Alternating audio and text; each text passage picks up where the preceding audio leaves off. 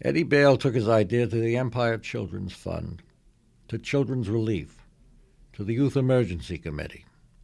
He went to CARE and Oxfam and the Sunshine Foundation and, because he was famous by then, a famous griever, managed entrees to the boardrooms of Rothschilds and British Petroleum, ICI and Anglo-Dutch, Marks and Spencer and Barclays, to Trust House Fort, to Guinness, to British Rail. He wrote to hospices. He wrote physicians on Harley Street and called at surgeries and hospitals. He spoke to high-ups on the national health and dashed off letters to the national newspapers. He had an interview with Lord Lou Grade and worked up a proposal for Granada and the BBC. And because the idea was dramatic, he approached the directors of the National Theatre and the Royal Shakespeare Company. He had a sign made which could be put in taxis and minicabs. What convinced him his idea made sense, he said, was the fact that none of these children was under the care of a pediatrician. Not one. Charles Mudd Gaddis, 8, was being seen by a gerontologist. They'd been handed over to the specialists. Specialists diagnosed them, and other specialists treated them.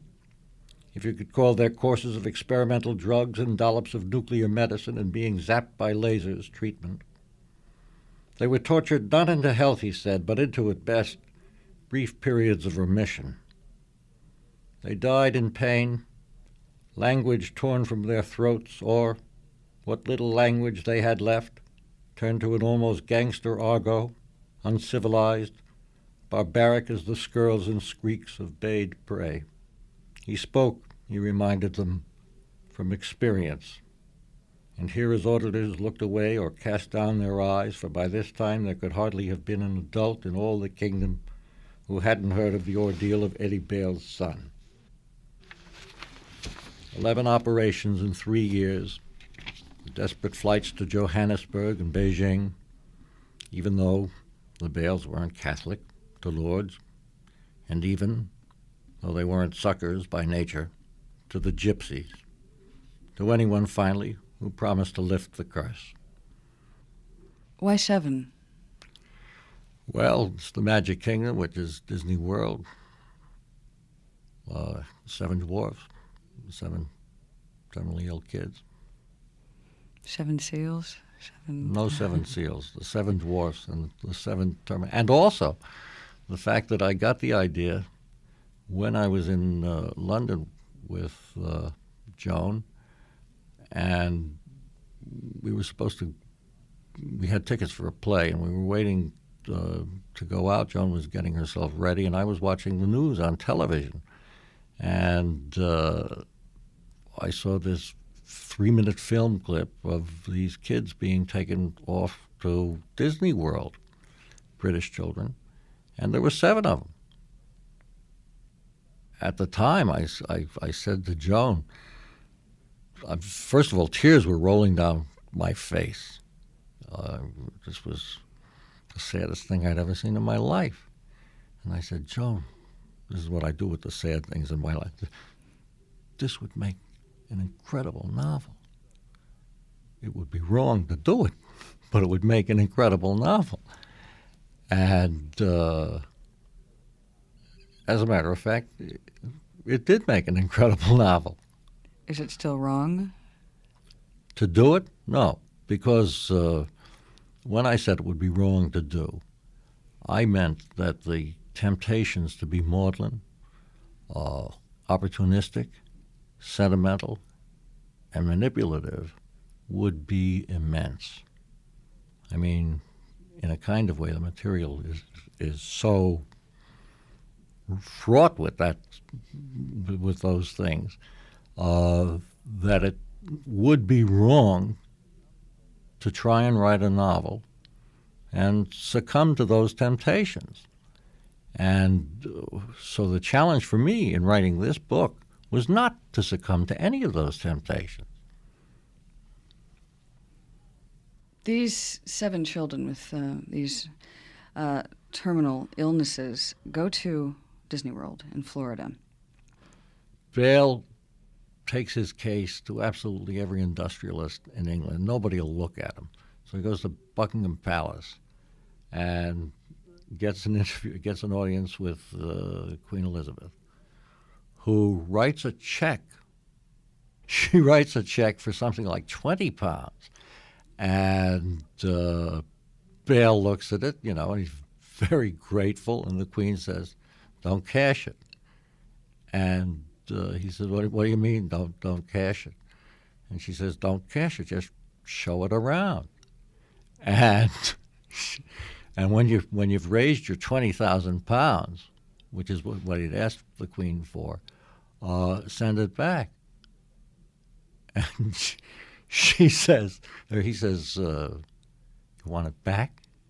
This isn't for keeps." And she says, "Nothing is for keeps, Mr. Bale." And everything does have a reasonable explanation? I try to give everything a reasonable explanation in this book about magic, but there's an awful lot of illusions and tricks and actual supernatural stuff that happens in the book. Now, the Magic Kingdom, I haven't been to either Disneyland or Disney World. Is that one of the seven? What one of the seven kingdom or 6 lands? 6 lands in one kingdom? Right. There's Frontierland, Tomorrowland. I don't remember. Fantasyland? Fantasyland, Adventureland, and 2 other lands. There are 6. Uh-huh. What Eddie Bale does is find terminally ill children, and as we discover later in the book, terminally ill but not going to die. Well, he actually knows almost all of the terminally ill children in England because his kid had been one of them, and so he has a great knowledge of terminally ill kids. Mm-hmm. Did you have a reference book for these diseases? I actually tried to look them up in dictionaries and couldn't find some of the terms. I'm sure they do, but not in my I had standard. asked Washington University Medical Library for 7 really bad diseases that kids could get, and to send me some literature about them. So that's how I got well, actually, I got most of them from Steve Teitelbaum, who was a pathologist friend of mine. And then I asked Washington U to send me out some stuff, and they did. Very nice. He finds the 7 children, and then he gathers a staff to accompany him to Florida, which consists of a doctor, a nurse, a male nurse, and a nanny. And Mary Cottle. And a kind of Mary Cottle, who's the most important, who was kind of a volunteer, a gray lady. This is Mr. not doctor. He wants to he be is known a as doctor. Mr. He is a doctor, but in England, doctors the are important doctors are called Mr. I don't understand that. Mm-hmm. Mr. Moorhead had a vagrant impulse toward the chiropractic, an urge like some Pygmalion of the medical, a desire to extract health, to grow it like a culture in a petri dish, to adjust, as he'd adjusted Benny's blanket and pillow, drawing off all the gnarled strings and matted clumps of illness and disease. At university, he had led his classes in anatomy, a wizard of parts, an almost sculptor's instinct for muscle and bone, and almost geologists or diviners one for the shales and fluids of form.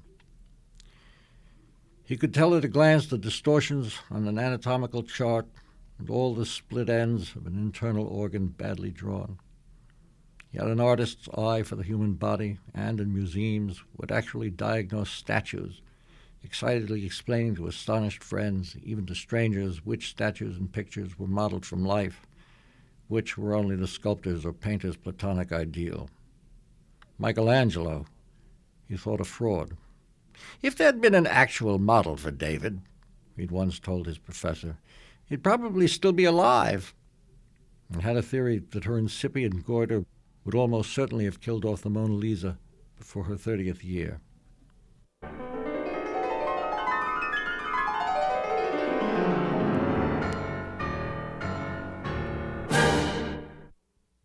much do you change something after you've written it? Do you revise a lot? I revise always, but it's while I'm writing it. And also, after I've finished it, I go over it again. But by the time I've finished it, I will have revised it so many times that I don't have an awful lot of work to do when I go over it. Do you find that you remain pretty true to the first inspiration for the book? Does it really change drastically? You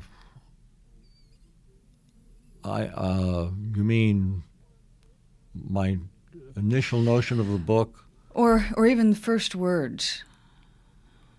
Yes, I find that I have a good head for my own books. I know what it's going to be like, and Faulkner said that his books never really came up to his expectations. Well, Faulkner was a great genius, and so his expectations must have been incredible. My initial notion of what a book is going to be is probably pretty much what the book finally is.